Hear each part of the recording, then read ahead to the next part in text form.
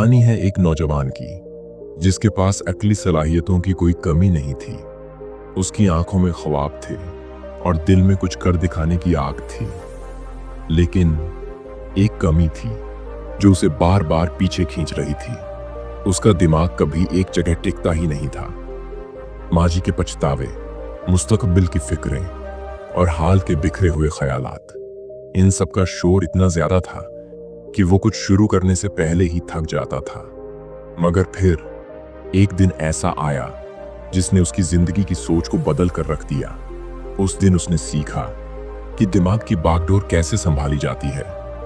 उसने फोकस, यकसुई और अर्तकाज का फन सीख लिया। दुनिया का सबसे ताकतवर हथियार फोकस है।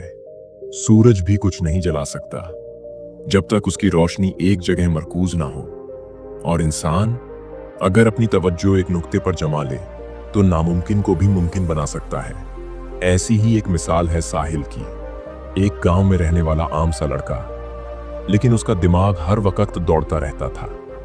जब भी वो किताब खोलता तो ख्यालों की ट्रैफिक उसके जहन में दौड़ने लगती। एक दिन गांव के बुजुर्ग ने उसे उलझन में देखा। पूछा, खैरियत है बेटे? साहिल ने दिल का सारा बोझ उनके सामने रख दिया। तब उस बुजुर्ग ने एक कहानी सुनाई, एक तीरंदाज की कहानी जिसे लोग उस्ताद अली के नाम से जानते थे। उस्ताद अली का हर निशाना सटीक होता था। लोग कहते, वो हवा में भी तीर चला दे तो निशाने पर लगता है। एक दिन एक नौजवान उनके पास सीखने आया, लेकिन बार बार उसका तीर निशाने से चूक जाता था क्योंकि उसका ध्यान हर बार बंट जाता। तब उस्ताद ने उसे एक चैलेंज दिया।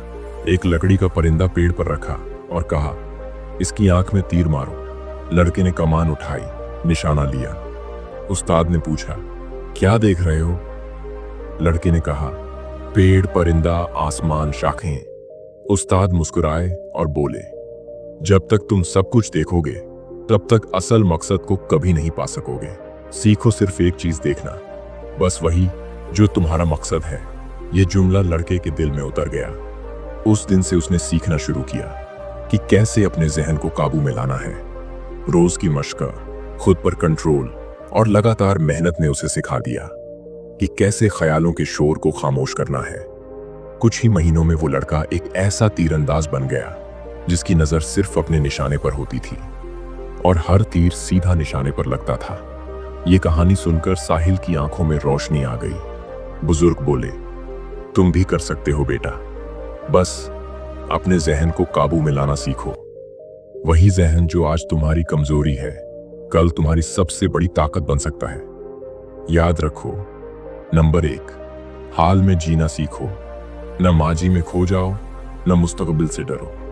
नंबर 2, फोकस की मशक करो। रोज कुछ वक्त सिर्फ एक काम पर तवज्जो दो। नंबर 3, पोमोडोरो तकनीक अपनाओ। 25 मिनट काम, 5 मिनट आराम। नंबर 4, सेहत का ख्याल रखो। नींद, पानी, वर्जिश। नंबर 5, रोज कुछ नया सीखो। इल्म ही वो तलवार है जो सोचों के हुजूम को काट देती है। अब साहिल पहले जैसा नहीं रहा। उसकी आंखों में अब धुंध नहीं, बल्कि एक वाजह रास्ता है, क्योंकि अब वो जान चुका है कि जो अपनी तवज्जो को कंट्रोल करना सीख जाता है, वही अपनी तकदीर को भी अपने हाथों से लिखना जान जाता है।